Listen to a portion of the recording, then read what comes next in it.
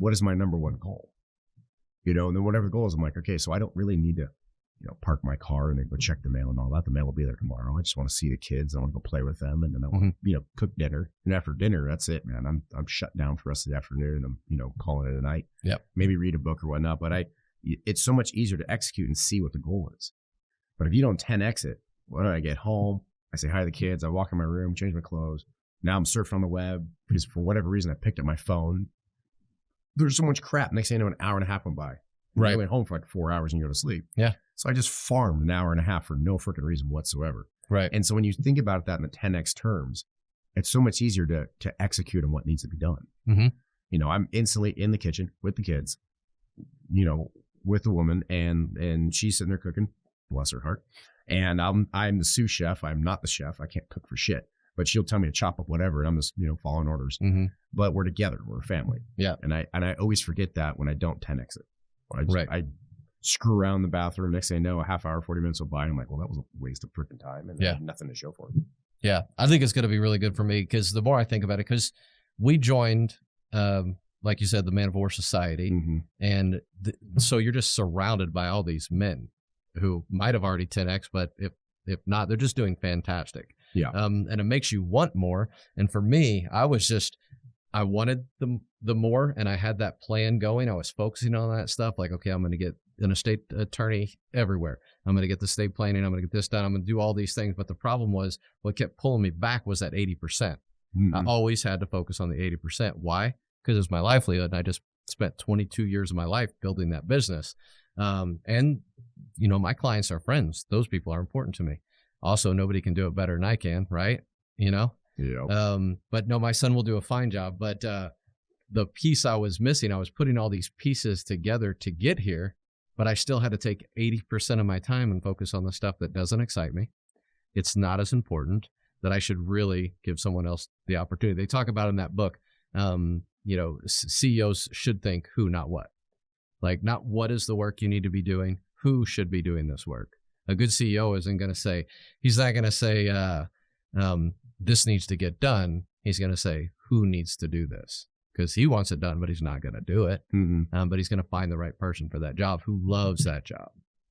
Who is going to do it versus what needs to Who, get not done. what. Yeah. And that is, in my mind, that's the difference between a CEO and a COO. The COO is going to be a grinder. He's the guy that's just going to keep grinding and going. As the company gets better, he might help delegate and grow that, but he's figuring out how to get it done. Right. Not, this needs to get done and go find me something to pull it off. Right. And I will say, jumping from sales and sales manager and then VP. And then finally, when I took over the business, I got the label of CEO. I was not a CEO for years. Right. I was a grinder. Yeah. And then the company just was, it didn't really grow. It didn't really shrink. It grew off of grinding, but what? 2%, 4%, nothing special about it whatsoever. Right. And so, that who is kind of eye-opening as well, as who is going to do this? Who can I get to do this? And it doesn't have to be inside your four walls. You can outsource it. It doesn't have to be an employee every single time. You got to do that cost and benefit analysis as well. Yeah, 100%. I get the picture of you just trying to drag, 80% of all your stuff behind you while you're focused on this 20%. You're never going to be as good at it. You got to let it go. Yeah. Notice. Would it be safe to say that if you do never let that 80% go, are you going to hit burnout faster? I'm already there. And it wasn't until this light bulb went off and I read this book. But for about 5 years, I've just been grinding it's almost maybe it's just not as fun. You know what I mean? I know what I need to do. I know what my clients need. I know what my clients want. But like I said, a lot of my clients are like family. Yeah.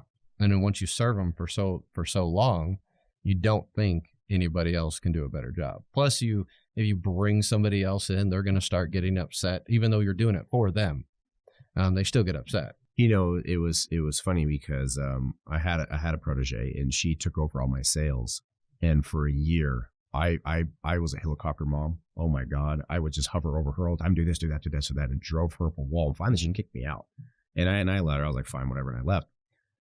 And all the sales went up because she had a different style. She had learned from my style and then incorporated a different style. And just because I did it doesn't mean it is the best way. Right. And the relationship was already cemented. It was already bonded there. So the heavy lifting was done. How can they service them better? And I was still trying to build a relationship when I didn't need to. Just service the account, take care of it, make sure it's done right. And so it was kind of funny when I did let go and let the OCD go. It ended up being better anyway. Yeah. You know, so it was a breath of fresh air to say, oh, not only is it getting done, but everybody likes you, it's happy, I can move on. And this last year or so for me, it's probably been the most fun I've had with all three of the companies because I'm not mired in that 80%. You know, it was funny. Last week, somebody asked me to do a presentation for SquareQuil. I didn't knock the dust off. I hadn't done a presentation over 2 years. So, I mean, I got my wheels back on real quickly, but for a second there, I was like, oh, hold on, where's that button at? Oh, I know it's here, but I can't remember. Yeah. And the girls were laughing at me, and I was like, I know, I'm out of practice. You know? Yeah, which is good. That's exactly where you should be. Mm-hmm. You know what I mean? As you grow the company, you should. There's a lot of stuff in my office that I already have delegated.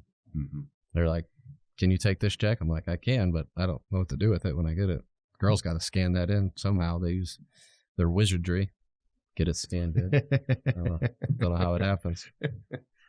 Oh, and that's when you think about it, when there's so much going on in each one of the companies, when somebody truly has it controlled, you know, like our programmer guy here.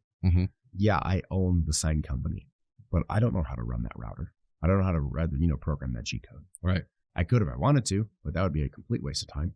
Right. You know, and he handles it like a champ. The machines run beautifully. We haven't had, farmed a piece of material in years. He knows what he's doing, but there's one of those things where we've delegated for so long that I got no idea how to do it. Right.